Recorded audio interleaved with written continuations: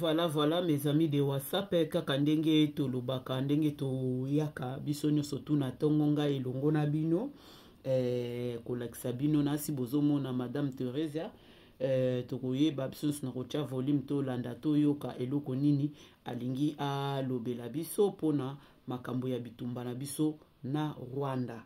Eloko nini aza kosenga po ya mibale ezali ke tokolakisa policier oyo auti koboma mwasi na ye eno mama bana na ye makangu na ye mais yenda kenda kokota libala kuna abomi ye non seulement bana na ye bana nesika bavandi na madame ne babomani te mais abomi mwasi oyo kokota likangu na bana na ye pe il paraît-il que mwasi wana a policier wana ya mwasi azalaki na lekine ya mwasi lekine pe ya mwasi babe azalaki na zemi. Donc na kochela bino yango tokolanda biso nyonso tu tokoyoka topesa ba ide na biso ka ndenge tolobaka mwa ndambu ya muziki na biso po esala biso mwa elengi mwa 2 minutes ya muziki. Les enfants, c'est comme un fleuve qui nous traverse, nous émouvant. Mbote na batu na ngai nyonso ya mes amis de WhatsApp. Yakalika bamba tokoyamba ekala te awa na life yakalika bamba.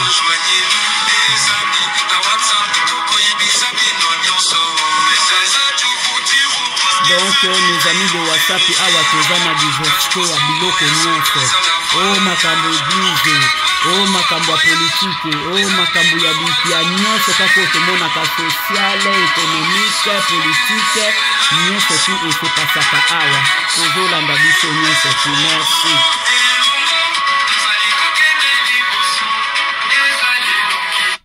Tozo kende na émission na biso. D'avril et de remercier sa délégation pour l'organisation de cette réunion ainsi que pour le dialogue interactif tenu la semaine dernière.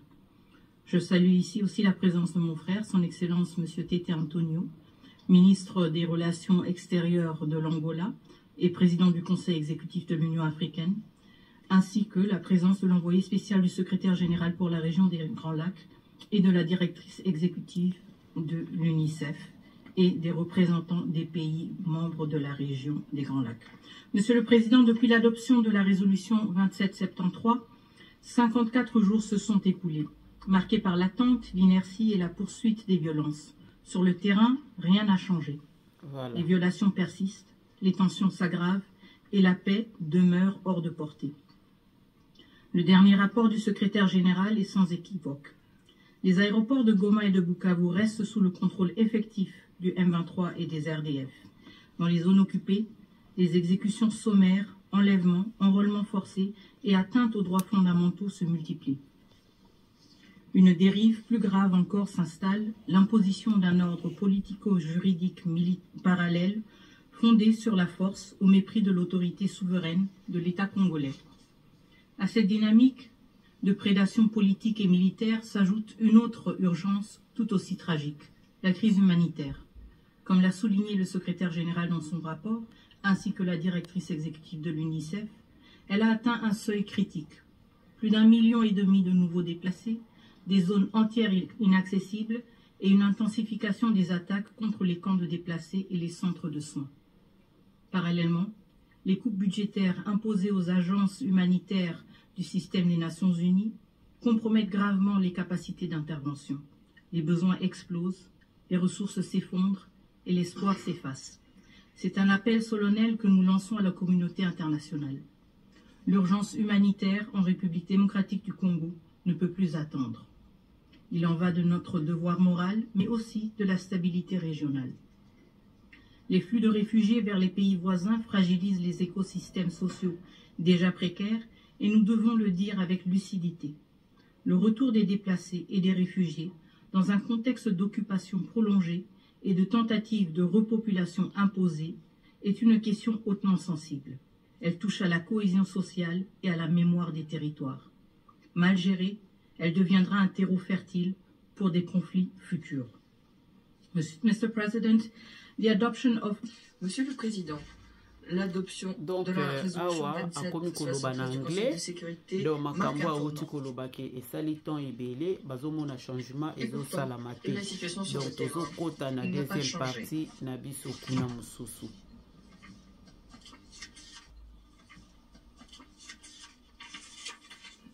La coalition RDF M23 continue ces violations comme si la volonté du Conseil ne s'était jamais exprimée, comme si la résolution était vouée à rester lettre morte. Nous ne sommes pas du même avis. Cette résolution est un instrument vivant, voué à protéger des biens, à sauver l'égalité, à préserver la paix. Des millions de vies dans l'Est de la RDC attendent toujours sa mise en œuvre intégrale. Dans ce contexte, l'élan régional doit être renforcé et placé sous le signe de l'unité.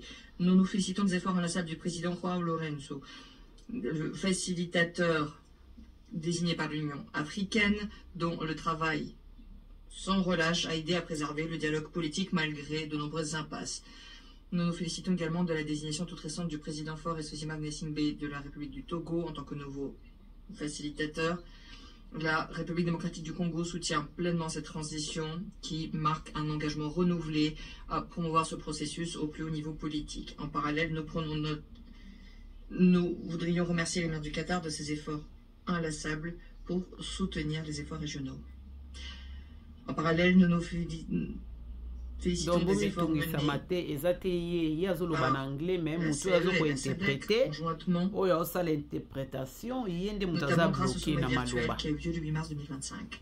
Ces initiatives régionales sont précieuses, mais elles doivent maintenant être rationalisées et structurées autour du processus singulier mené par la médiation de l'Union africaine. Seule une coordination centralisée, appuyée par un leadership africain fort et reconnu, permettra de ne pas diluer les efforts déployés et contribuera à la crédibilité de l'engagement régional. Voilà. Vous comprenez. Cela nécessite également un soutien international cohérent. Le bureau de l'envoyé spécial de l'ONU pour la région de Grand Lac ne peut plus se limiter à un seul instrument. L'accord cadre par la paix, la sécurité et la coopération de 2013. Ces limites sont désormais bien connues. C'est quelque chose qui doit être reconfiguré avec un mandat clair, ancré, non pas dans un seul accord, mais dans les réalités du terrain. Son rôle est essentiel. Anticiper les crises, soutenir la médiation africaine et assurer un alignement entre l'initiative régionale et la riposte internationale. L'ampleur des défis sécuritaires, des menaces transfrontalières, l'effondrement des mécanismes de confiance, le fait que l'impunité soit bien trop ancrée, tout cela nécessite un bureau pleinement opérationnel, légitime, renforcé. Mais nous devons également le dire clairement. Aucune des décisions émanant des processus régionaux n'a été mise en œuvre. Voilà. Ce n'est pas simplement une question de faiblesse institutionnelle. Cela reflète un refus répété de tenir les engagements. Et ce sans qu'il n'y ait aucune conséquence. Monsieur le Président, l'application de la résolution 2773 ne s'est que trop fait attendre. Le M23 et ceux qui le soutiennent doivent dès maintenant respecter l'autorité de ce Conseil.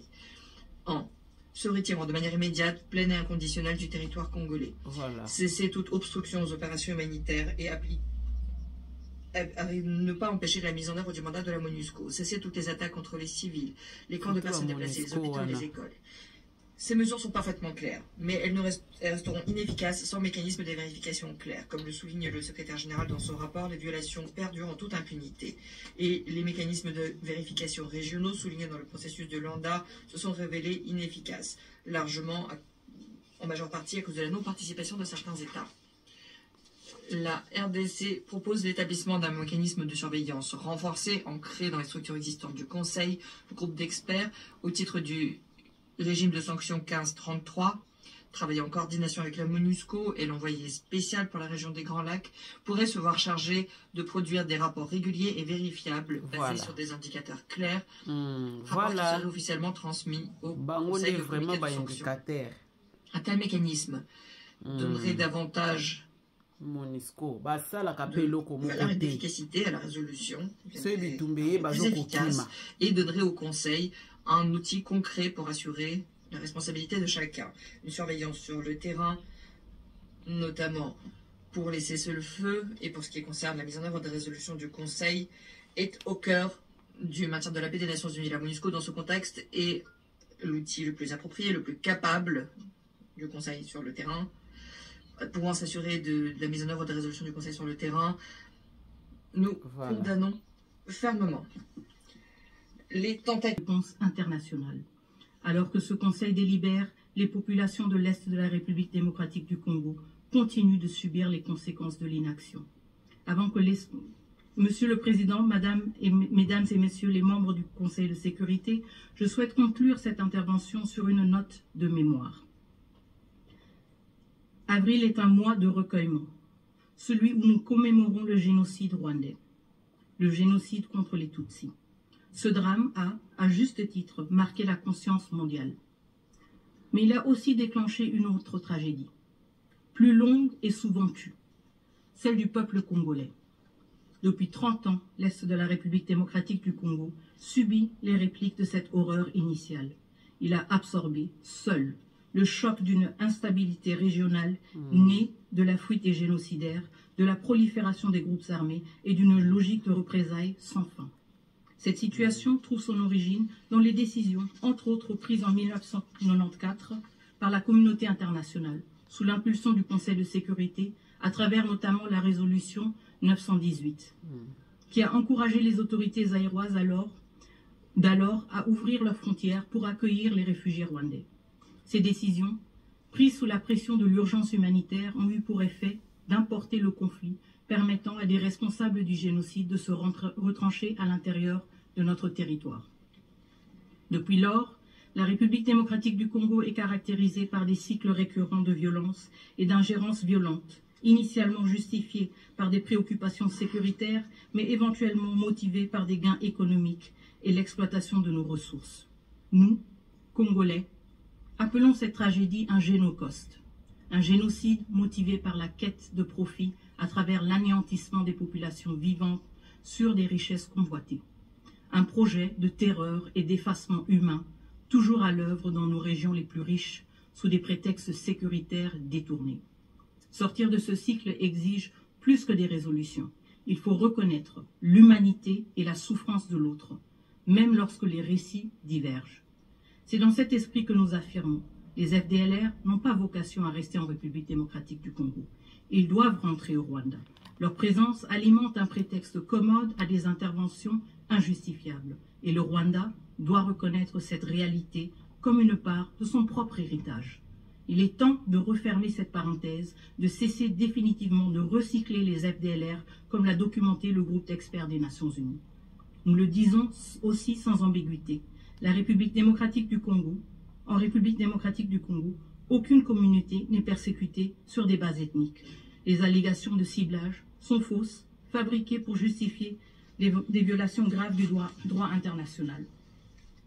Enfin, nous rappelons une autre tragédie de la région des Grands Lacs, trop longtemps restée dans l'ombre. Le génocide des Hutus au Burundi en 1994. Perpétré dans le silence, il a coûté la vie à des dizaines de milliers de civils. Nous saluons la démarche du Burundi auprès des Nations Unies pour en obtenir la reconnaissance. La République démocratique du Congo soutient pleinement cette initiative, au nom d'une mémoire équitable et réconciliatrice. Si nous voulons qu'avril devienne un mois de mémoire partagée et non instrumentalisée, nous devons tous, États, peuples et institutions, oser regarder l'histoire dans toute sa complexité, sans hiérarchiser les douleurs, sans manipuler les morts. Je vous remercie. Voilà. Merci, je remercie Madame la ministre d'État pour sa déclaration. Et je donne maintenant la parole à Monsieur le représentant du Rwanda. Voilà, mes amis de WhatsApp, tokomi na suka ya émission na bino. Kaka ndenge to lobaka tango bozo landa bo like bo partager ba o pena no bakotisa linzaka te bo abonner na kati ya mes amis de WhatsApp kaka ndenge to lobaka okokoma pe moko ya ba mes amis de WhatsApp tango s'abonner na komona na koya pe ko citer kombo na yo awa po e encourager pe batu mususu na sito landi Madame Thérèse na makambo oyo awuti koloba que depuis makambo oyo ebanda ti tokomi lelo na mois d'avril tozomona eloko moko ezosala mate changement ezate alors ye azoko senga soki balingi ke mois d'avril ezala mois moko ya ko remember remember c'est quoi ya kocha attention na kati na makambo elekaka donc batu bayeba ko respecter moi wana pe na maloba oyo bango baza koloba de sengi ba mes amis de WhatsApp quand il y a temps moyena combiner ba émission mi balena ya policier wana utiko police wana policier wana utiko boma moi si wana na bana na yena semeki na été donc nazo sala ngona émission mususu kaka ndenge tolobaka bo esquiser biso pona quand il y a temps alarme na ngai awa eleli donc totia toreglaki yango na 15 minutes na 30 secondes donc toza excusez. Merci beaucoup na mes amis, tous mes amis de WhatsApp boyebi kaka ndenge ezalaka. Bye bye na bino nyonso, au revoir.